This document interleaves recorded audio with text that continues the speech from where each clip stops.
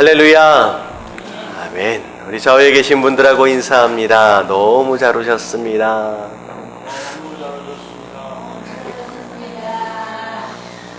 네, 감사합니다.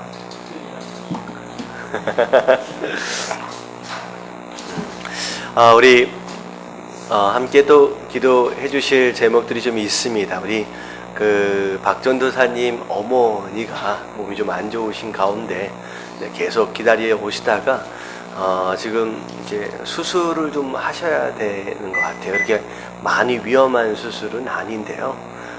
이렇게 좀 지금 그 수술을 위해서 여러 가지 이제 검사를 이번 주에 쭉 하시니라고 이제 박전사님이 좀 이제 오늘까지 함께 이제 도와드릴 분이 좀 필요해서 오늘 나오지는 못하셨습니다. 그래서 어머니가 오랫동안 좀 지병으로 계속 계셨던 것 같아요. 그래서 어머니 건강을 위해서 기도해 주시고 우리 전도사님 가정을 위해서 이제 기도해 주시면 너무 좋을 것 같습니다.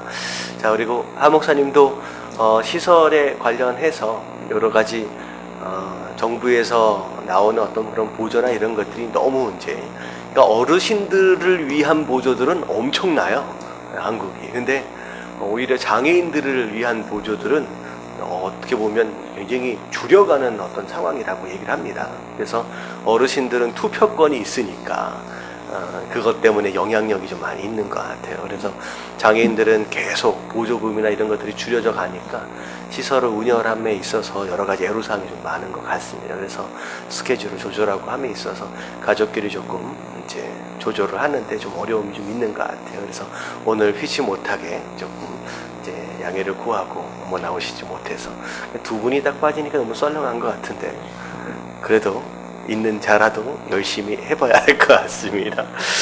자, 오늘 말씀은 재림 첫 번째 시간 지난주에 했고요. 이제 중간에 재림의 시기가 언제냐라고 하는 예수님의 비유에 대해서 좀 살펴봤었죠.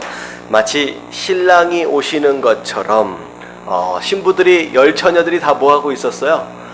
다 졸고 있었잖아요. 뜻밖의 상황 가운데 신랑이 오신다. 그렇게 마지막 때는 온다라고 얘기를 합니다.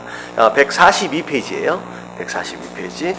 그리고 소돔에 멸망하는 것처럼 이제 모든 사람들이 소 팔고 집 팔고 알아서 다 그러고 살고 있는 사이에 갑자기 재앙이 임하는 것처럼 마지막 때도 그렇게 온다. 노아의 홍수도 마찬가지죠. 그리고 밤에 도적처럼 이것도 전혀 예상치 못하는 상황 가운데 갑자기 오게 돼서 낭패를 보는 상황. 그래서 지금 신랑처럼 소돔처럼 노아의 홍수처럼 밤의 도적처럼 이 여러 가지 예수님의 비유를 보면 하나같이 준비하지 못함으로 인하여 예수님 오심이 복이 되기보다는 오히려 뭐가 되느냐? 화가 된 거예요. 재앙이 된 이제 그런 상황을 이제 예수님께서 비유를 이제 설명을 하셨다는 거죠. 그래서 물론 성도들이 예수님 오심을 기다리고 그 오심이 축복이고 감사고 영광일 텐데 마지막 때가 되면 거의 대부분의 많은 사람들이 예수님 오심을 무엇처럼 맞이하게 되느냐? 재앙처럼 맞이하게 되는 상황이 벌어진다는 거예요. 왜냐하면 믿지 않는 사람은 당연히 준비 안 했으니까 재앙이 당연히 되겠지만 믿는 성도들마저도 전혀 예상치 못한 가운데 뭘 준비하지 못했어요? 기름을 준비하지 않았다라고 하는 것은 이제 믿지 않는 사람에 대한 경우입니다. 아예 잔치에 들어가지를 못했잖아요. 그러니까 이런 거죠. 믿지 않는 사람은 두 가지를 준비하지 못하는 상황 가운데 재앙이고 당황스러운 상황이 되고요. 믿는 사람들은 한 가지를 준비를 못해서 당황스러운 상황이 벌어집니다. 자, 믿지 않는 사람 두 가지. 지난주에 제가 마지막에 말씀드린 적이 있어요. 자, 우리가 준비해야 할 두 가지가 있어요. 첫 번째는 뭘 준비해요? 믿음을 준비해야 되죠. 믿지 않는 사람은 일단 첫 번째 믿음을 준비하지 않았어요. 하지만 믿는 사람은 뭐를 준비했어요? 믿음은 준비했다라고 하는 거죠. 근데 믿지 않은 사람이 뭘 준비를 못했느냐? 두 번째, 당연히 믿지 않았으니까 열매도 준비하지 못했겠죠. 그리고 믿는 사람들은 열매를 준비하지 못하는 것으로 인하여서 낭패를 본다라고 하는 것이죠. 그래서 마지막 때 재림의 시기 때는 바로 이런 이제 분위기와 상황들이 일어날 것이다 라고 예수님 미리 말씀해 주시면서 뭐 하라는 거예요? 믿는 자들은 빨리 깨어서 뭘 준비하라?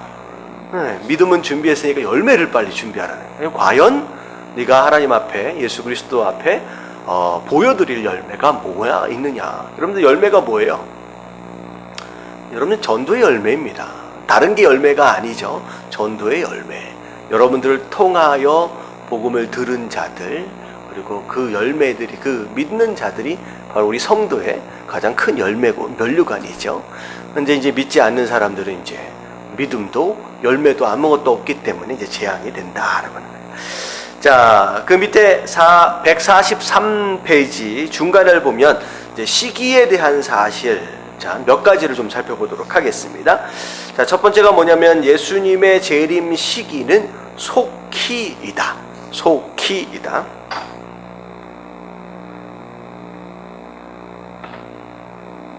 속히, 빨리 오신다는 거죠. 자, 요한계시록 22장 7절 말씀 같이 한번 읽어봅니다. 시작. 보라, 내가 속히 오리니 이 두루마리의 예언의 말씀을 지키는 자는 복이 있으리라 하더라. 자, 앞에 부분에 분명히 보라, 내가 속히 올 것이다. 빨리 올 것이다. 너희들이 예상한 것과는 다르게 더 빨리 올 것이다 라고 미리 말씀을 하셨죠. 그리고 나서 그 뒤에는 뭐라고 말씀하시냐, 이 두루마리의 예언의 말씀, 하나님의 말씀입니다. 말씀을 지키는 자는 내가 오는 그 재림의 때가 뭐가 된다는 거예요? 복이 될 것이다 라고 하는 거예요. 그래서 이제 믿는 성도들 가운데 말씀을 지켜 행한 사람들은 그 순종의 열매들이 있어요. 순종의 열매들이 말씀을 지켜 행하는 것으로 말미암아, 그래서 순종의 열매를 미리 준비한 자들에게 있어서는 예수님의 재림이 곧 그들에게 복이 되는 겁니다. 하지만 어떤 자들에게는 다시 이제 복이 되지 못하는 재앙이 되는 어떤 그런 사람들이 있고, 심지어는 아쉬움이 되는 때가 될 수도 있다라고 하는 거죠. 뭘 준비하지 못하면 이제 열매. 근데 그 열매가 뭐예요? 여기 말씀에 보면 말씀을 지키지 아니하는 자들. 이 말씀을 지키지 아니하는 자들은 결국은 예수님의 재림이 재앙이 될 것이다라고 말씀하시는 겁니다. 자, 일단은 시기에 대해서를 보면 예수님의 재림의 시기는 속히다라는 거예요. 빨리 오신다. 자, 두 번째, 예수님의 재림의 시기는 누구만 아신다? 네, 아버지만 아신다. 아버지만. 자, 그래서 언제 오신다라고 이야기하는 순간 그냥 뭐라고 생각하시면 돼요? 그냥 이단이다 라고 생각을 하시면 됩니다. 그래서 몇 월 며칠 언제 오신다라고 입술로 딱 얘기하는 순간 아, 이건 가짜구나 라고 그냥 아시면 돼요. 그리고 혹시나 여러분들 무슨 뭐 은사를 막 받으시는 어떤 그런 분들 가운데 막 꿈을 꿨는데 며칠날 누가 뭐 오신다 뭐 이런 혹시 뭐 환상이나 이런 걸 보시거나 이런 상황이 벌어지면 아, 이거는 이제 소위 무슨 꿈이라고 생각하시면 돼요. 그냥 개꿈이다라고 생각하시면 됩니다. 네, 분명히 그러니까 말씀보다 꿈이나 환상이 더 앞서갈 수 없어요. 절대 말씀보다 앞서가는 것은 무조건 다 가짜입니다. 그래서 여러분들이 어디 가서 뭐 꿈을 꾸는지, 갑자기 뭐 벌건 대낮에 환상을 보든지, 여러분 뭐 어떤 것을 봤다라고 할지라도, 그게 너무나도 생생하다라고 할지라도 그것이 말씀에 거스른다, 말씀보다 앞서간다라고 한다면 그거는 그냥 여러분들이 버리면 되는 거예요. 절대 말씀보다 앞서가는 것은 존재할 수 없어요. 그리고 그래서 말씀에 보면 마태복음 24장 36절 같이 한번 읽어볼게요. 시작.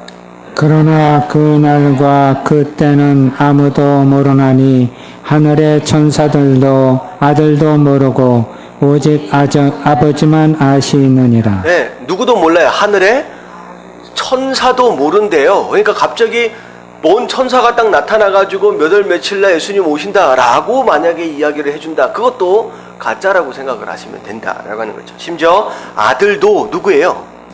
예수님 본인 스스로를 말씀을 하고 계시죠. 그래서 오직 아버지만 아신다. 어떻게 보면 예수님께서는 성삼위 하나님으로서 예수님도 아실 수도 있을 텐데 왜 아버지만 아신다라고 말씀하셨을까? 예수님께서는 처음부터 역할면에 있어서도 본인 스스로를 누가 세우신 계획에 뭐 하기로 작정하셨느냐? 하나님이 세우신 계획에 무조건 순종하기로 작정을 하셨어요. 그래서 이 세상을 창조하신다라고 하는 이 창조 계획을 누가 세우셨어요? 아버지 하나님이 세우신 겁니다. 그리고 실제로 창조는 누가 하셨어요? 예수님이 하셨어요. 말씀으로 이 세상을 창조하셨다. 그 말씀이 육신을 입으신 분이 누구다? 예수님이다. 그렇기 때문에 실제로 창조하신 주체는 예수님이지만 그 창조를 계획하신 분은 아버지였어요. 아버지 하나님. 그러니까 결국은 아버지는 계속 계획을 세우시는 분이시고 그 계획을 따라 순종함으로 일을 이루어 가시는 분은 누구예요? 예수 그리스도예요. 그래서 창조도 그렇게 이루어졌고요. 초림하셨을 때 이 예수님의 구원 역사마저도 누가 계획하셨다? 하나님이 계획하시고 그리고 그 계획을 누가 실제로 이루어 가셨느냐? 예수 그리스도께서 이 땅에서 이루셨다라고 하는 것이죠. 그리고 예수님께서 실제로 부활하시고 승천하시고 난 뒤에 그 다음에 이 땅에 교회의 역사는 누가 계획하셨어요? 이것도 사실 하나님이 계획하신 것이고 그걸 누가 이루어 가세요? 이 땅에서 예수님이 승천하시고 난 뒤에 성령님이 이루어 가시죠. 근데 다시 얘기하면 그 성령님은 누구의 영이에요? 예수님의 영이잖아요. 그래서 어떻게 보면 하나님의 계획을 세우시고 그 계획을 이루어 가시는 분은 예수님 또는 예수님의 영이십니다. 그리고 심지어 마지막 때 재림하실 것마저도 예수님 스스로 그 계획을 세우심에 관여하지 않으세요. 왜냐하면 그건 누구의 권한이냐? 아버지 하나님의 권한으로 올려드린 거예요. 겸손하게. 그리고 하나님께서 그 계획을 알아서 세우실 것이고 나는 이제 그때다라고 말씀하시는 순간 뭐 하기만 하면 되는 거예요? 예수님은 그 말씀에 순종함으로 그냥 이 땅에 내려오시면 되는 것이다 라고 하는 거죠. 그래서 바로 예수님과 하나님의 어떤 역할 분담이나 어떤 그런 부분은 우리가 그런 식으로 좀 이해를 하시면 되겠습니다. 그래서 아버지만 아신다, 아무도 모른다, 왜 당신도 하나님인데 왜 모르십니까? 라고 얘기할 수 있지만 그거 부분에 대해서 아버지께 양보해 버리신 거예요. 내 역할은 그게 아니다. 나는 순종할 뿐이다. 라고. 자, 밑에 말씀도 한번 같이 한번 읽어볼게요. 자, 사도행전 1장 6절과 7절 시작. 그들이 모였을 때 예수께 여쭈어 이르되 주께서 이스라엘 나라를 회복하심이 이때니까 하니 이르시되 때와 시기는 아버지께서 자기의 권한에 두셨으니 너희가 알 바 아니요. 자, 제자들이 예수님한테 이스라엘 나라의 회복이 언제입니까? 라고 물었어요. 자, 이스라엘 나라의 회복은 실질적으로 그들이 생각하는 눈에 보이는 이제 물질적인 이스라엘 나라의 회복이었습니다. 근데 예수님께서는 그런 질문이었음에도 불구하고 예수님은 오히려 좀 영적인 관점에서 하느님 나라, 하늘 나라에 대한 어떤 그런 입장에서 좀 대답을 하세요. 자, 이르시되 때와 시기는 누구께서? 아버지께서 자기의 권한에 두셨다. 아버지의 권한이다 라고 분명히 예수님께서 얘기를 하시는 거죠. 그러고 나서 중요한 말이 뭐냐면 너희가 알 바가 아니다. 자, 이게 중요한 거예요. 언제 오실 거냐라고 하는 거에 대해서 지나치게 관심을 갖거나 이것에 대하여 질문하거나 이것에 대하여 말하는 것 자체는 오히려 말씀에 뭐 하는 거예요? 불순종하는 행동입니다. 예수님 분명히 뭐라고 말씀하시냐? 언제 오실지에 대해서는 네가 알 것이 아니다. 궁금해하지 말라는 거예요. 하나님의 권한이다. 그냥 너는 뭐 하면 되는 거예요? 오실 때까지 열심히 네가 할 일을 그냥 하면 된다라고 예수님 말씀하시는 거죠. 그래서 우리가 이런 부분에 있어서는 절대 헷갈려서는 안 돼요. 늘 교회를 가든지 어느 모임을 가든지 자꾸 언제 오실 거냐라고 하는 거에 대해서 자꾸 이야기를 하고 그것에 대하여 자꾸 궁금해하고 있는 그런 것은 성도의 권한으로 주신 게 아니다라고 여러분들 이해하시면 되겠죠. 자, 아버지만 아시는 때예요. 자, 세 번째가 뭐냐면 예수님의 재림의 시기는 자, 계속 얘기했던 것처럼 예상치 못한 때이다. 자, 우리가 예상할 수 있는 상황 가운데 오시는 게 아니네. 이런 게 아니라는 거예요. 갑작스럽게 하여튼 이런 식으로 오신다라고 하는 것이죠. 자, 데살로니가전서 5장 2절 말씀 시작. 주의 날이 밤에 도적같이 이룰 줄을 너희 자신이 자세히 알기 때문이다. 예, 도적이 어떻게 와요? 도적이 밤에 자고 있을 때 아무도 모르게 들어와요. 심지어는 어떤 도둑은요, 아침에 일어나서야 도둑이 들은지를 아는 경우가 있습니다. 딱 일어났더니 다 털려 있는 거죠. 근데 도적같이 온다라고 하는 것은 심지어 이제 오는 것마저도 알 수 없는, 예상치 못하는 상황. 자, 마태복음 24장 44절 시작. 이러므로 너희도 준비하고 있으라. 생각하지 않은 때에 인자가 오리라. 네, 생각하지 않은 때 예수님께서 오신다라고 말씀하셨어요. 자, 그 다음 나오는 내용이 이제 마지막 때의 사람들입니다. 이제 요한계시록에 보면 마지막 때가 가까워 오면서 이제 등장하게 되는 인물들이 있다라고 하는 것인데, 몇 사람을 우리가 좀 짚어볼게요. 자, 첫 번째가 불법의 사람, 짐승, 적그리스도라고 이제 일컬어지는 바로 그 자가 있다라고 하는 거예요. 자, 데살로니가 후서 2장 3절 말씀 같이 한번 읽어볼게요. 시작. 누가 어떻게 하여도 너희가 미혹되지 말라. 먼저 배교하는 일이 있고 저 불법의 사람 곧 멸망의 아들이 나타나기 전에는 그날이 이르지 아니하리니. 자, 누가 어떻게 하여도 너희가 미혹되지 말라. 이제 마지막 때가 되어지게 되면 미혹의 영이 이제 충만하게 됩니다. 이제 여러 가지로 속이고 유혹하고 미혹하고 하는 그런 일들이 마지막 때가 되면 이제 많이 일어난다라고 하는 것이죠. 자, 그런 일로 인하여서 자, 먼저 배교하는 일이 있을 것이다. 자, 이게 뭐예요? 배교. 믿음을 버리고 떠나는 자들입니다. 그래서 교회 안에 있었던 사람들이에요. 교회 안에 있었던 사람들입니다. 근데 그런 사람들 가운데 나는 교회가 싫다라고 믿음을 버리고 교회를 떠나는 사람들입니다. 요즘에는 무교회주의자들이 상당히 많아요. 이제 교회가 썩었다, 교회가 타락했다, 교회가 문제가 많다라고 하는 것으로 인하여서 교회를 떠나는 사람들입니다. 근데 사실은 물론 교회가 그럴 수 있어요. 그렇다라고 한다면, 만약에 그런 이유로 말미암아 교회를 떠났다라고 한다면, 떠난 자들은 반드시 떠난 이후에라도 반드시 무엇을 또 이루어야 되는 게 맞는 거예요. 그 사람이 교회를 이루어야지 맞는 겁니다. 교회를 이루어야지 맞는 거예요. 근데 떠나는 사람들은 그 교회가 썩었다, 교회가 부패했다라고 하는 것 그 자체는요, 결국은 뭐에 불과한 것이냐? 그냥 떠날 구실을 교묘하게 잘 찾아낸 거예요. 그냥 핑계일 뿐입니다. 그러고 나서 떠난 다음에 자기는 교회 안에 있는 자들보다 더 괜찮게, 더 선하게, 더 잘 예비하며 더 선하게 살아가고 있느냐? 그렇지 않아요.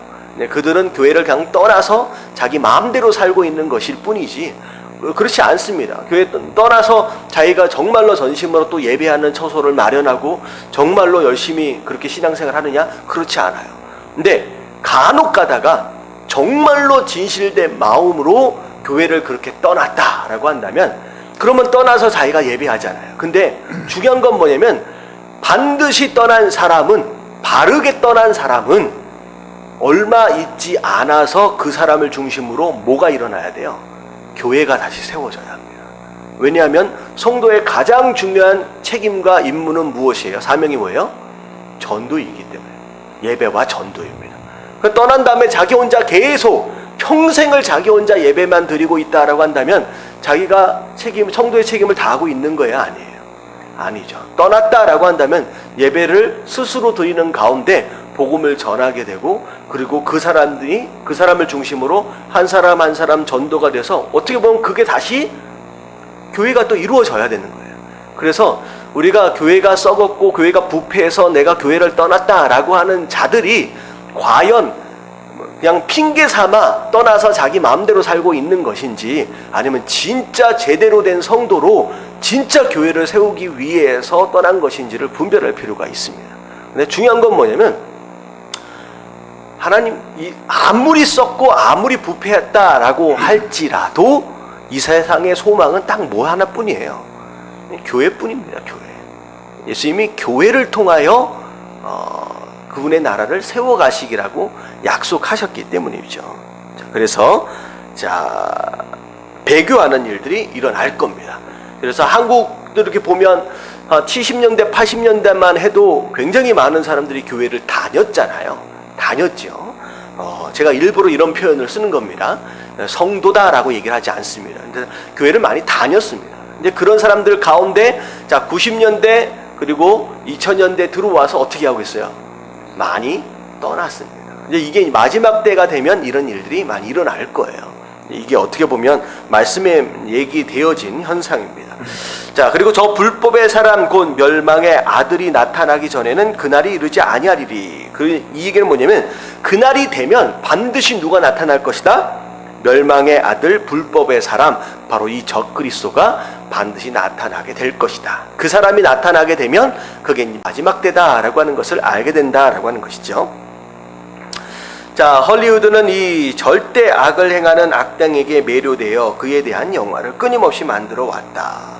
그러나 그들은 바울이 데살로니가 후서에서 말씀한 사실을 잘 알지 못했다. 자, 밑에 데살로니가 후서 2장 4절, 9절, 10절 말씀을 잘 보면요, 그는 대적하는 자라. 누굴 대적하는 사람이에요? 하나님을 대적하는, 예수 그리스도를 대적하는 자지요. 이게 적그리스도입니다. 그래서 적그리스도가 되는 거예요. 적그리스도. 예수 그리스도를 대적한다라고 해서, 자, 신이라고 불리는 모든 것과 숭배함을 받는 것에 대항하여 그 위에 자기를 높이고 하나님의 성전에 앉아 자기를 하나님이라고 내세우니라. 그래서 적그리스도가 나중에는 스스로 자기 자신을 우상화시키고요, 그리고 누구의 자리까지를 앉으려고 해요? 하나님의 자리까지를 앉아서 내가 하나님인 것처럼 이제 행세를 한다라고 하는 것이죠. 자, 이게 이제 적그리스도가 이 땅에 올 때의 이제 모습이에요. 자, 악한 자의 나타남은 사단의 활동을 따라. 다시 말하면 이 적그리스도가 나타난 것은 누구의 활동이다? 뒤에 뭐가 있어요? 누가 있어요? 사단이 지금 일하고 있는 거죠. 모든 능력과 표적과 거짓 기적과 불의의 모든 속임으로, 그래서 그 적그리스도가 나타나면 별의별 기적들과 이적들을 뒤에서 사단을 통하여서 막 일으켜 나간다라고 하는 거죠. 그러면 이제 마치 대단한 신적인 존재가 나타난 것처럼 이제 세상 사람들이 이제 뭐라 그럴까요? 그냥 넘어가는 일들이 벌어지는 거예요. 그러니까 대단한 영향력에 대단한 카리스마에 대단한 기적과 이적들이 막 일어나기 막 시작한다라고 한다면 거의 신처럼 막 추앙을 받는 그런 일들이 벌어진다라고 하는 것이죠. 그런데 이 앞에 있는 이 헐리우드 이 이야기는 이제 많은 이제 헐리우드 배우들이나 이제 중요한 어떤 인물들이 사탄 숭배 하는 이 종교가 있어요. 근데 그런 종교에 빠져가지고 그런 예배를 막 드리기도 하고, 심지어 미국에 있는 어떤 가수, 이름만 들으면 아실 수 있는 가수인데, 그 공연 자체, 공연에서 막 피를 갖다 막 뒤집어 쓰고, 이제 그런 모습 자체가 이제 뭐 하는 것이냐면, 공연을 시작하기 전에 누구에게 제사를 드리는 거냐면 사단에게, 이제 악한 영에게 제사를 드리는 겁니다. 그래서 짐승의 피를 막 흘리고 막 이런 행동들을 이제 자기 개인적인 어떤 공연 같은 데에서 막 행하게 되죠. 그러니까 이런 일들이 벌어지는 거예요. 그래서 어떤 대단한 영향력 있는 어떤 그런 존재가 딱 나타나는과 동시에 그것을 막 예배하고 추앙하고 추대하고 막 하는 어떤 그런 움직임들이 이제 일어나게 될 것이다라고 하는 거죠.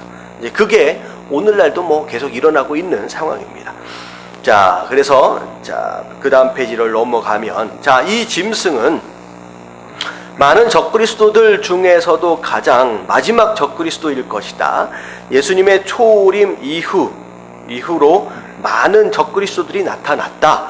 어떻게 보면 적그리스도가 전혀 없다가 한 명이 딱 나타나는 게 아니라 반복적으로 역사적으로 보면 계속 있어져 왔다라고 하는 거죠. 근데 잔잔한, 이제 소위 말하는 이 전문 용어로 뭐라 그래요? 이렇게 조그만 것들을 잔챙이라 그러나요? 송사리 같은 그런 적그리스도들이 간간히 계속 나타나게 되는 거예요. 나타나게 되는 거죠. 자, 그래서 따라서 짐승은 유일한 적그리스도가 아니라 최종이자 최악의 적그리스도다. 그래서 이 잘잘한 적그리스도들이 계속 역사적 상황 가운데 계속 나타나고 일어나다가 마지막에 빵 뭐라 그래요? 가장 강력한 적그리스도가 이제 나타나게 될 것이다라는 거죠. 자, 그래서 자, 마태복음 24장 5절 말씀 같이 한번 읽어볼게요. 시작. 많은 사람이 내 이름으로 와서 이르되 나는 그리스도라 하여 많은 사람을 미혹하리라. 예. 예수님의 이름으로 온대요. 내가 그리스도다라고 얘기하는, 뭐 한국에도 많이 있죠. 한 20-30명 있다라고 얘기를 하는데. 자, 그리고 나서 요한 1서 2장 18절과 22절을 보면 아이들아 지금은 마지막 때라. 이건 사도 요한이 쓴 이제 편지잖아요. 자, 근데 이것을 읽는 성도들에게 지금이 마지막 때래요. 지금이. 근데 다시 말하면 마지막 때라라고 얘기하는 것은 곧 뭘 의미하느냐? 예수님이 승천하신 이후서부터 지금까지가 뭐라는 거예요? 계속 마지막 때인 거예요. 계속 지금 마지막 때인 거죠.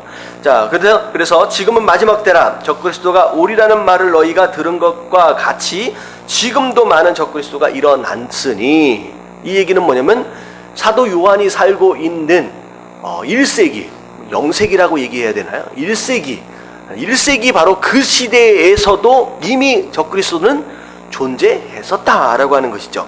자, 그러므로 우리가 마지막 때인 줄 아노라. 거짓말하는 자가 누구냐? 예수께서 그리스도임을 부인하는 자가 아니냐. 그러니까 자, 몇 가지로 좀 생각할 수 있느냐? 첫 번째는 내가 그리스도다라고 얘기하는 자들이 있어진다는 거죠. 이것도 이제 가짜고요. 그리고 어떤 부류의 사람들은 예수님이 그리스도가 아니다라고 얘기하는 사람, 그리고 뒤에 보니까 아버지와 아들을 부인하는 그가 적그리스도다. 이 얘기는 뭐냐면 성삼위일체를 부인하는 거예요. 예수님이 하나님의 아들이다라고 하는 걸 부인하는, 이게 대표적으로 여호와의 증인 같은 경우에 이걸 부인하잖아요. 그러니까 그런 자들이 마지막 때에 생길 것이다. 이런 말씀들이 있는데도 불구하고 그 여호와의 증인들이 굉장히 많더라고요. 제가 전에 그쪽이 있잖아요. 그 김포 공항동 쪽 가다 보니까 무슨 엄청 많더라고요. 그냥 정말 신기한 게 뭐냐면 마지막 때에 이런 일이 있을 것이다 라고 분명히 성경에 이렇게 나와 있는데, 이건 가짜다라고 나와 있는데 어떻게 그걸 믿고서 거기 안에서 그거 앞에 차 세우는 것 보니까 그 아주 큰 한 40인승 50인승 되는, 50인승이 맞는지 모르겠는데 그 관광버스 있잖아요. 완전히 새 것으로 된 엄청난 관광버스가 한 3대인가 딱 여호와의 성회 딱 하면 딱 써놨더라고요. 야, 부자예요. 그러니까 엄청나게 많은 재력과 더불어 많은 사람들이 함께 있다라고 하는 거죠. 동조하고 있다는 거죠. 근데 이런 일들이 마지막 때가 되면 일어날 것이다 라고 분명히 얘기하셨어요. 그래서 두 가지로 좀 생각하시면 되죠. 내가 그리스도다 라고 얘기하는 자도 거짓말이고요. 그리고 예수님은 그리스도가 아니고, 그리고 예수님은 하나님의 아들이 아니다 라고 하는 것을 주장하는 사람들은 다 적그리스도다 라고 하는 거예요. 자, 그래서 적그리스도와 관련된 성경의 비유는 아래와 같이 많다. 사람들은 이 비유를 가지고 이런저런 해석을 해왔다. 그래서 여자 또는 바벨론, 요한계시록에 보면 쭉 등장하는 이제 내용들이에요. 그리고 7개의 머리를 가진 짐승, 그리고 여자가 앉은 7산이 있고요. 그리고 7왕, 그리고 요한계시록 17장에는 8번째 왕, 그리고 666, 10뿔, 이런 식으로 적그리스도에 대한 상징적인 어떤 이런 표현들이 굉장히 많이 등장을 합니다. 근데 중요한 건 뭐냐면 이게 누구다, 저게 누구다 라고 하기 전에 그 다음 장이 중요해요. 자, 집중 탐구 한번 같이 한번 읽어볼게요. 자, 시작. 요한계시록은 원래의 독자와 후세의 성도들 모두에 대한 예언의 이중 적용의 한 예이다. 예수님의 초림에도 이러한 예언의 이중 적용에 많은 예들이 있었다. 자, 이중 적용이라고 하는 것은 어떤 의미라고 생각하시면 되냐면 예언되어져 있는 이 말씀이 장차 이루어질 내용이기도 하지만 지금도 이루어지고 있다라고 하는 개념의 해석입니다. 그러니까 이것이 지금 이제 요한계시록뿐만 아니라 이제 나와 있는 예언에 대한 말씀이 언제쯤 어떻게 이루어질 것이다라고 저 멀리 일어난 일로만 해석하는 것이 아니라 그때도 이루어질 수 있는 이루어질 이야기지만 예언이지만 지금도 이루어지고 있다라고 하는 양쪽으로 해석되어야 된다는 거죠. 자, 구약의 사건들에서 부분적으로 성취되었던 예언들이 그리스도 생애 속에서 궁극적으로 완전한 성취를 이룬 것이다. 그래서 구약에 있는 수많은 예언들이 시간이 지나고 역사가 흘러가면서 하나하나 이루어져 가다가 누구를 통하여서 구약의 예언이 거의 마지막 완벽하게 이루어지느냐? 예수님이 초림하심으로 인하여 그분이 하신 사역과 그분이 하신 약속의 성취, 그것으로 말미암아 그 예언들이 다 이루어진 거잖아요. 마찬가지로 신약도 마찬가지예요. 신약도 마찬가지로 계속 이루어져 가고 있다가 마지막 예수님의 재림을 통하여 완벽하게 이루어진다라고 하는 그런 개념이에요. 자, 요한계시록의 짐승의 비유들은 분명히 당시에 로마 제국과 도미티안 황제를 가리키는 것이었다. 그 당시 쓰여질 때 지금 이 적그리스도는 누구겠구나 라고 이제 이해되어질 만한 인물이 있었다라고 하는 거예요. 이제 그때는 이제 로마의 황제였겠죠. 그러나 또한 분명한 것은 그것이 마지막 때에 가서 더 크게 성취된다는 거죠. 그게 마지막이 아니었다는 거예요. 자, 이 비유들을 해석하는 것 자체가 잘못된 것은 아니다. 그것을 하나님의 말씀에 완전한 진리와 혼동하지 않는 한 괜찮다. 제2차 세계대전 중에 많은 성도들이 누가 적그리스도라고 생각했어요? 히틀러가 적그리스도라고 생각을 했었죠. 자, 분명하게 확신했다. 그러나 결국에는 그들의 확신이 잘못된 것으로 드러났다. 그러니까 마지막 적그리스도는 아니었던 거예요. 그러니까 또 과거의 로마의 황제처럼 적그리스도 그때 당시의 적그리스도가 되는 것이죠. 또 그리고 히틀러 또한 그때 당시의 적그리스도. 하지만 진짜 적그리스도는 이제 아직 오지 않은 거죠. 자, 오늘날 우리가 하는 많은 해석과 추론 역시 틀릴 수 있다는 것을 겸손하게 인정해야 한다. 그래서 우리가 요한계시록에 대한 특별히 적그리스도나 누구에 대한 적용을 할 때 반드시 저걸 것이다 라고 결론을 내릴 수는 없다라고 하는 것이죠. 그 당시만 해도 로마 시대만 해도 당연히 로마 황제가 적그리스도라고 생각을 했었지만 그건 마지막 적그리스도가 아니었던 것처럼. 자, 그래서 첫 번째 등장 인물은 적그리스도입니다. 적그리스도. 자, 그리고 두 번째 짐승이 나와요. 자, 이건 누구냐면 거짓 선지자입니다. 거짓 선지자.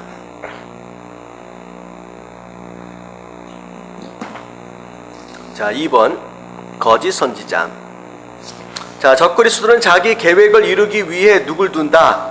부하를 둔다라는 거죠. 그 부하가 바로 두 번째 짐승이며 처음 짐승이자 불법의 사람인 적그리스도의 목적을 이루고 사람들로 하여금 그를 찬양하게 하는 것이 그의 유일한 임무이다. 그래서 첫 번째 짐승은 적그리스도고요. 두 번째 짐승이 거짓 선지자. 그래서 적그리스도가 등장을 하면서 이 적그리스도를 사람들이 경배하도록 하기 위한 이제 사람들을 유혹하거나 이제 그렇게 하는 일들을 감당할 자가 바로 거짓 선지자로 오게 된다라고 하는 것이죠. 요한계시록에 나와 있는 두 번째 짐승입니다. 자, 그런 가운데 이제 세 번째가 두 증인이 나와요. 두 증인.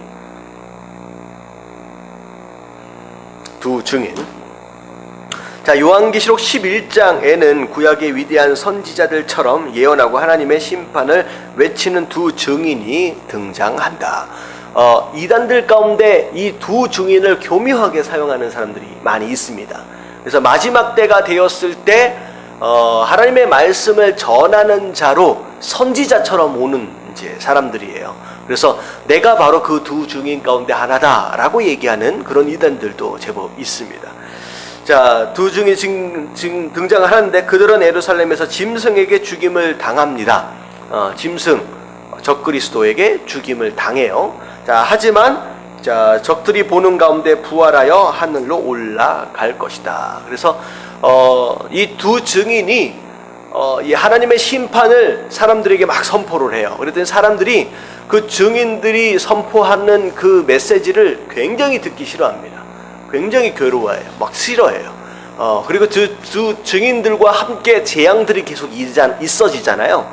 그러니까 너무 싫어하다가 이 두 증인이 딱 죽으니까 세상 사람들이 너무 좋아합니다. 그래서 너무 좋아해서 심지어 서로가 뭐를 주고받는 일들이 벌어지냐? 선물을 주고받아요. 야, 이거 축하할 일입니다 라고 서로 축하하면서 선물을 주고받아요. 마치 크리스마스가 되면 크리스마스를 기념해서 서로 축하하면서 선물을 주고받잖아요. 이 두 증인이 죽은 것을 축하하기 위해서 이 선물을 주고받습니다. 하지만 하늘에서 소리가 들리면서 올라오라라고 했을 때 죽었던 이 두 증인이 살아나서 부활해서 하늘로 올림을 받습니다. 이것을 세상 사람들이 다 목격을 하게 된다는 거죠. 근데 중요한 건 뭐냐면 세상 사람들이 그 증인들이 부활하고 올라가는 것을 봤음에도 불구하고 그들이 회개했느냐? 회개하지 않아요. 마지막 때가 되면요, 오히려 적그리스도가 일으키는 그런 기적과 이적들에는 혹해서 넘어가는데요. 그리고 하나님께서 일으키시는 이제 뭐라 그럴까요? 회개의 기회를 주시기 위해서 일으키시는 이런 이제 신기한 부활과 같은 이런 일들은요, 오히려 그것에 오히려 더 마음을 강팍하게 먹습니다. 그래서 마지막 때가 되면 이 두 증인이 등장을 하게 된다는 거죠. 자, 이게 또 누구냐라고 이제 또 적용을 하기에는 좀 쉽지 않습니다. 아직 그렇게 하기는 어려운 내용이죠.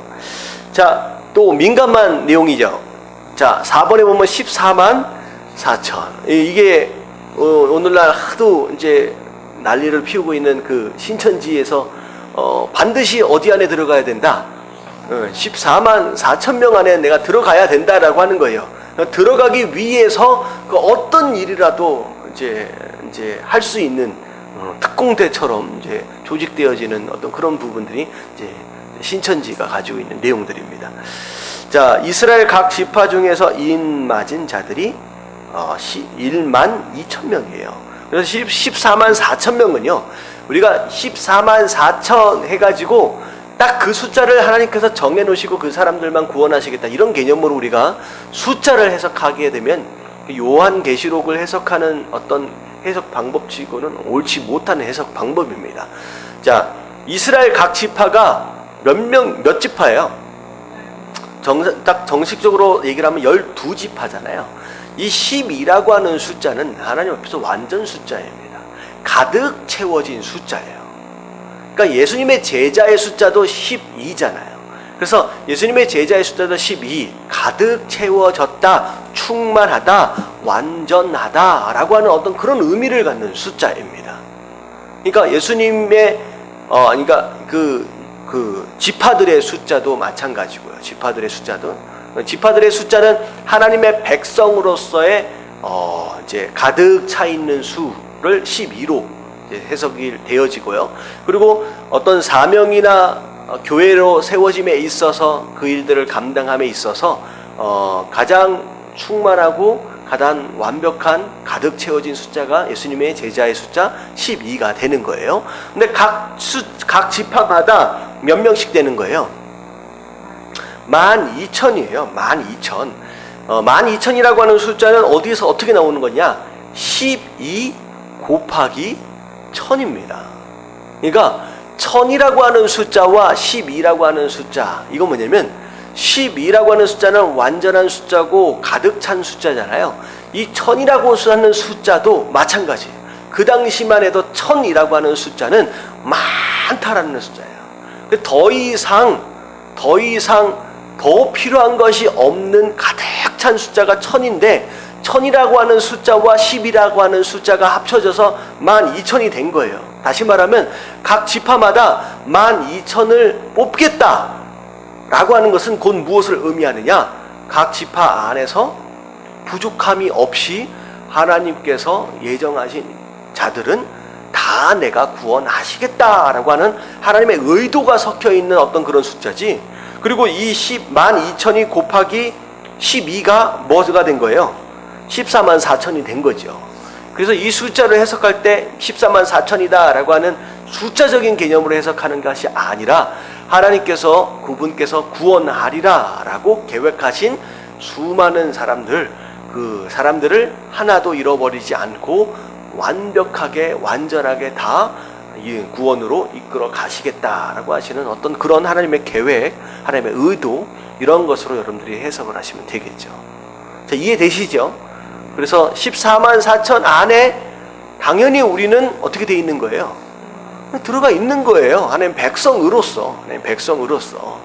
뭐 어떻게 보면 144,000명이다 라고 한다면 예수님 당시에서만큼만 생각해도 2000년 동안 구원받은 사람이 144,000명밖에 안 됐을까요? 2000년이 지나갔는데? 그럼 2000년이 지나갔는데 2000년 동안 144,000밖에 이제 구원 못 받았다라고 한다면 1년에 몇 명 구원받은 거예요? 나눠보세요. 144,000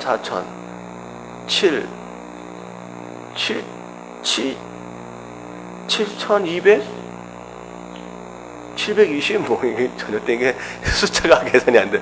그거 1년에 그거밖에 구원 못 받은 거예요. 그게 말이 안 된다는 거죠. 그러니까 그렇게 해석을 하면 됩니다. 그래서 밑에를 보면 말세의 환난 중에서 순결한 성도들을 의미하는데, 자 밑에 읽어볼게요. 시작.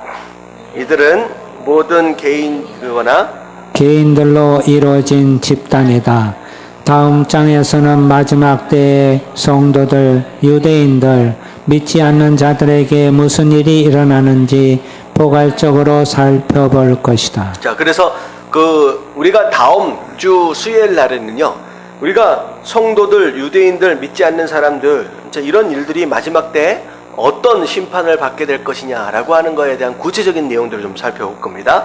자, 근데 중요한 건 뭐냐면 잊지 마라. 지금까지 네 부류의 사람들에 대해서 좀 살펴봤어요. 첫 번째는 첫 번째 짐승 적그리스도, 두 번째는 두 번째 짐승 누구죠? 거짓 선지자, 세 번째는 두 증인, 그 다음에 네 번째가 144,000 이제 순결한 성도들이죠.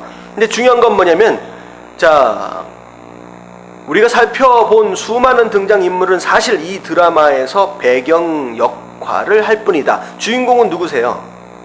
예수 그리스도 한 분이라는 것을 잊지 말아야 한다. 근데 예수 그리스도만 주인공이다라고 얘기를 하면 조금 뭐라 그럴까요? 아쉽죠. 누가 주인공이 되어져야 하느냐?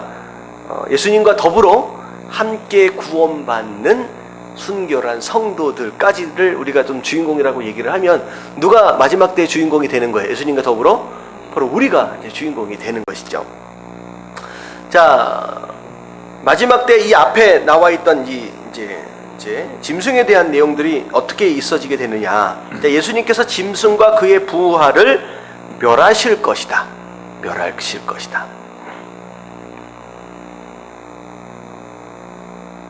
자, 데살로니가 후서 2장 8절 말씀 같이 시작. 그때 불법한 자가 나타나리니 주 예수께서 그 입의 기운으로 그를 죽이시고 강림하여 나타나심으로 패하시리라. 자, 입의 기운이다 라고 하는 거, 뭐 대단한 무엇인가를 해서 그가 뭐 패하거나 죽임을 당하는 것도 아니고, 입의 기운, 뭐 후 해버릴 수도 있고요, 아니면 말씀일 수도 있습니다. 겨우 그 정도를 가지고 이 세상을 뒤집어 놨던 이 적그리스도가 결국은 죽임을 당하게 될 것이다. 자, 아까 처음에 좀 말씀드렸지만 이 두 증인은 어떻게 될 것이냐? 예수님께서 되살리실 것이다. 요한계시록 11장 12절 시작. 하늘로부터 큰 음성이 있어 이리로 올라오라 함을 그들이 듣고 구름을 타고 하늘로 올라가니 그들의 원수들도 구경하더라. 예, 죽임을 당했었다고 하늘에서 소리가 음성이 들려서 그 음성을 듣고 부활해서 하늘로 승천하게 됩니다. 자, 이게 이제 두 증인의 모습입니다. 자, 세 번째, 예수님께서 14만 4천 명을 승리로 이끄실 것이다. 승리로 이끄실 것이다. 자, 요한계시록 14장 4절 시작. 어린 양이 어디로 인도하든지 따라가는 자며 사람 가운데서 속량함을 받아 처음 익은 열매로 하나님과 어린 양에게 속한 자들이니. 네, 하나님과 어린 양에게 속한 자들, 바로 그 성도들 14만 4천을 의미합니다. 자, 뒤로 넘어가서, 자, 마지막 예수님께서 절대적 영광 중에 돌아오실 것이다. 예수님께서 절대적 영광 중에 돌아오실 것이다. 자, 데살로니가 전서 4장 16절에 보니까 주께서 호령과, 그러니까 예수님이 호령하신다는 거예요. 자, 내려가자! 라고 이제 명령을 하시는 거죠. 자, 그러면 천사장의 소리와 하나님의 나팔 소리로 친히 하늘로부터 강림하시리니. 그래서 예수님께서 이 땅에 내려오실 때에 예수님의 명령과 더불어서 나팔 소리와 더불어 마치 군대가 오는 것처럼 그런. 그래서 절대 이것을 놓칠 수 있는 사람은 없다는 거죠. 예수님이 오시는 것을 몰랐어요 이럴 사람이 없어요. 엄청난 소리와 더불어. 그리고 유다서 1장 14절 15절 다 같이 읽겠습니다. 시작. 보라, 주께서 그 수만의 거룩한 자와 함께 임하셨나니 이는 무사람을 심판하사. 자, 오실 때 천사와의 나팔 소리와 더불어 천사들과 함께 오시기도 하지만, 자, 누구와 더불어 오신다? 그 수만의 거룩한 자, 누구일까요? 누구를 의미해요?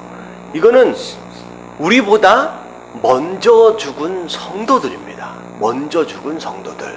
자, 그래서 우리가 그 마지막 우리가 전에 한 몇 주 됐죠? 한 달, 두 달 정도 됐는데, 우리가 죽으면 먼저 어디를 가고 그 다음에 어디를 가고 이런 얘기를 좀 나눴었죠. 조금 민감한 부분이긴 하지만 분명히 말씀이 나와 있는 부분이에요. 그래서 천국, 지옥이라고 얘기한다면 심판 이후에 마지막으로 갈 하나님 품이 어디예요?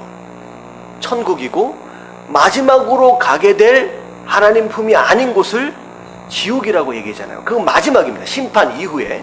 근데 아직 심판이 있어지지 않았잖아요. 아직 예수님이 재림이 임하지 않았다는 거죠. 자, 그렇다라고 한다면 믿지 않는 자와 믿는 자가 그러면 천국과 지옥을 가기 전에, 심판 이후에 거기를 가기 전에 그럼 우리는 어디 있을 것이냐? 어디 있을 것이냐? 어떻게 보면 그것도 천국이다, 그것도 지옥이다라고 얘기할 수 있지만, 굳이 그것을 이름을 붙인다라고 한다면, 성경적으로 이름을 붙인다라고 한다면 그것이 바로 믿는 자는 어디에? 낙원이라고 얘기했죠.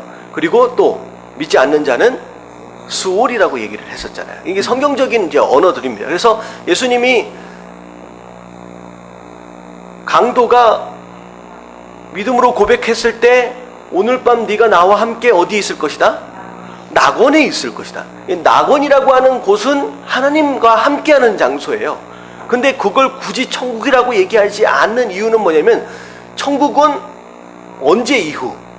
마지막 심판 이후 마지막에 가는 하나님 품을 천국이라고 얘기를 하기 때문에, 심판 이전에 하나님과 함께 머무르는 그 장소를 굳이 이름을 붙이자라고 한다면 낙원이라고 붙이겠다는 거죠. 그래서 지금 여기 예수님과 함께 재림에 동참하게 되는 수많은 거룩한 자들은 곧 어디 있었던 자냐? 낙원에 예수 그리스도와 하나님과 더불어 함께 있었던 자들이 결국은 어디를 가기 위해서 함께 모이는 거예요?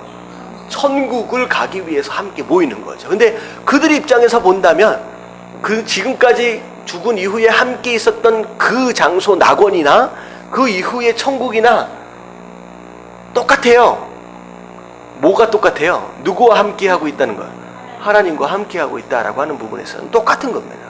그래서 우리가 천국과 지옥을 우리가 막연하게 생각할 때 천국 하면 저 하늘에 있고 막 구름이 뭉게뭉게 뭐 바닥이 막 금으로 휘황찬란한 가운데, 다시 말하면 이 세상 가치에 극대화되어 있는 아주 화려한 뭐 그런 장소, 모두 부족함이 없고 뭐 아무것도 뭐 이런 장소로 막연하게 생각을 하잖아요. 그리고 지옥은 막 고통이 있고 막 불이 타고 막 괴롭고 막 아우성 소리가 막 들리고 이런 상상들을 하는데, 물론 그런 내용들이 성경 안에도 있습니다.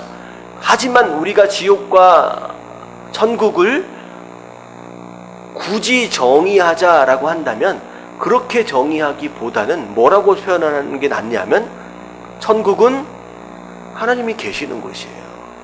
하나님과 함께 있을 수 있는 바로 그것이 천국입니다. 그리고 지옥은 하나님이 계시지 않는 곳이에요. 그래서 우리가 이 땅을 살면서 하나님의 특별 은혜가 있고 일반 은혜가 있잖아요. 마지막 때가 되면 소위 인간들이 그들 스스로 세워 나간 것이다 라고 생각할 수 있는 의나 정의나 이런 부분에 대한 것들이 있어요. 그런 것들이 사실 하나님께 속한 것들이에요. 마지막 때 심판이 딱 끝나게 되면요, 이 세상에 있던 하나님에게 속한 모든 것들이 하나님 안으로 다 들어가 버려요. 그리고 이 세상은 하나님의 것들이 남지 않는 악한 것들만 남게 되는 거죠. 그야말로 그 순간이 뭐가 되는 거예요? 그냥 지옥이 되는 거예요. 그러니까 인간이 양심을 따라 이 세상을 사는 사람들이 많이 있잖아요. 여러분들, 제가 말씀드렸죠. 이 양심조차도 뭐라고 말씀드렸어요? 양심이 뭐예요?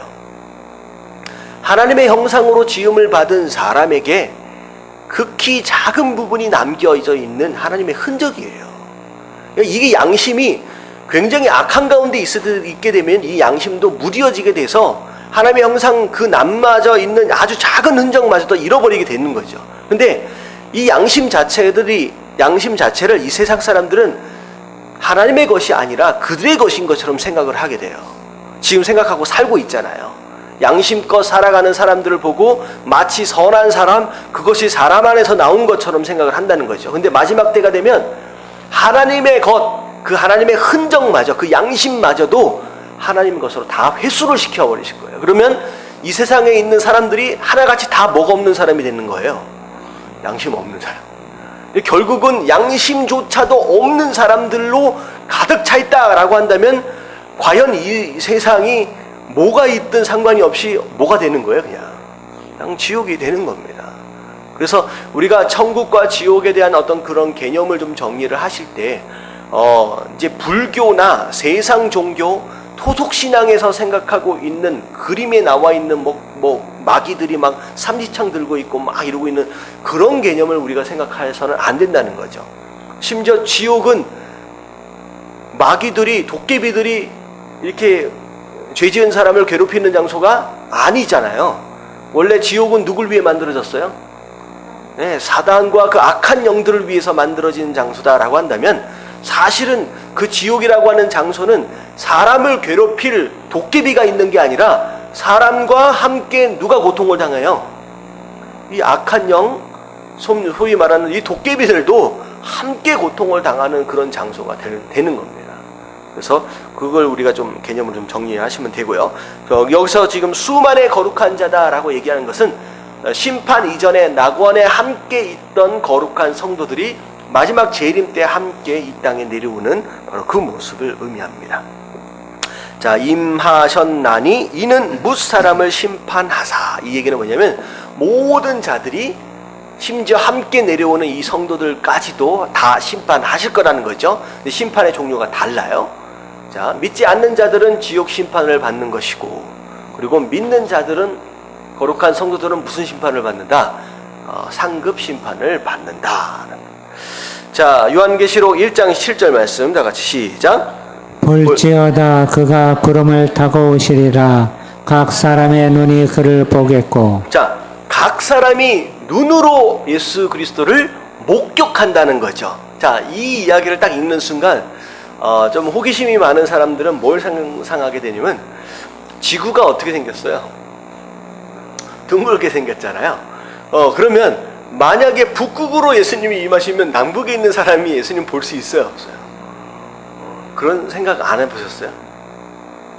나만 그런 생각. 그렇잖아요. 적도로 이쪽으로 임하게 되면 이쪽 반대 있는 사람, 그러니까 미국에 임하면 한국에 있는 사람은 못 보는 거잖아요. 이제 그렇게 되면 어떻게 되는 거냐? 이게 아니죠. 이제 어떻게 돼요? 마지막 심판 때가 되면 처음 지으셨던 이 옛날 하늘과 옛날 땅은 어떻게 된다? 다 녹아버린다. 그 지구 자체가 심판 때 딱 내려오시는 순간 우리가 지구에 서서 하나님 예수 그리스도를 맞이하는 게 아니에요. 이 땅은 다 녹아져 버린다라고 얘기를 했어요. 다 없어지는 거예요. 그렇기 때문에 우리가 지구에 서서 심판 가운데 예수 그리스도를 맞이하는 게 아니다라고 생각하면 북극 남극 그렇게 생각할 필요가 없게 되는 것이죠. 저는 되게 재밌었는데 그거 되게 궁금했었는데 디도서 2장 13절 다 같이 읽겠습니다. 시작. 복스러운 소망과 우리의 크신 하나님 구주 예수 그리스도의 영광이 나타나심을 기다리게 하셨으니. 네, 그래서 예수 그리스도의 재림은 복스러운 소망이래요. 성도들 입장에서 본다면. 그러니까 소망이라고 하는 것은 막 기다린다는 거예요. 소망의 뜻이 지난주에 뭐라고 말씀을 드렸느냐? 믿음으로 기다린다라는 뜻이에요. 성도들은요, 재림을 믿음으로 기다려요. 근데 그걸 무엇으로 알고? 복으로 알고 기다린다라고 하는 거죠. 그래서 우리의 크신 하나님 구주 예수 그리스도의 영광이 나타나심을 기다리게 하셨으니. 그래서 예수 그리스도가 이 땅에 임하시는 그 순간은 정말로 영광스러운 그런 순간이 될 것이다 라고 말씀하고 계십니다. 자, 여기까지 예수님께서 이 땅에 오실 때 어떤 일들이 일어날 것이냐라고 하는 내용들과 그리고 천국과 지옥과 더불어서 어떤 인물들, 어떤 등장하는 인물들이 또 나타났냐라고 하는 것에 대해서 우리가 살펴봤습니다. 자, 지난주에도 살펴본 것처럼 어떻게 보면 이 땅, 이제 우리 입장에서 예수 그리스도의 재림이 복이 되어야 한다라고 하는 면에 있어서 진짜 복다운 복이 되기 위해서 지난주 마지막에 우리가 준비해야 할 두 가지 믿음과 열매를 준비해야 한다라고 하는 거 우리가 이제 함께 나누었잖아요. 마지막 때에 우리가 하나님께 올려드릴 열매가 만약에 없다라고 한다면 예수님께서 말씀하셨던 것처럼 정말로 벌써 오셨는가 마치 재앙이 임하는 것처럼 마치 도둑이 쳐들어온 것처럼 그렇게 예수 그리스도를 맞이하게 되는 믿지 않는 자뿐만 아니라 성도들도 있게 된다라고 하는 거죠. 그래서 마지막 때 마치 열처녀처럼 꾸벅꾸벅 졸다가 갑작스럽게 오는 그 신랑 때문에 허둥지둥 되어지는 그런 모습들이 이 땅 가운데 반드시 있게 될 것이다 라고 분명히 예수님을 통해서 말씀하신 것처럼 우리가 마지막 때를 잘 준비해 감으로 말미암아 오시는 것이 소망이고 오시는 것이 복이 되어서 항상 기다림으로 그렇게 살아갈 수 있는 저와 여러분들 되시길 주님의 이름으로 축원합니다. 아멘. 자, 우리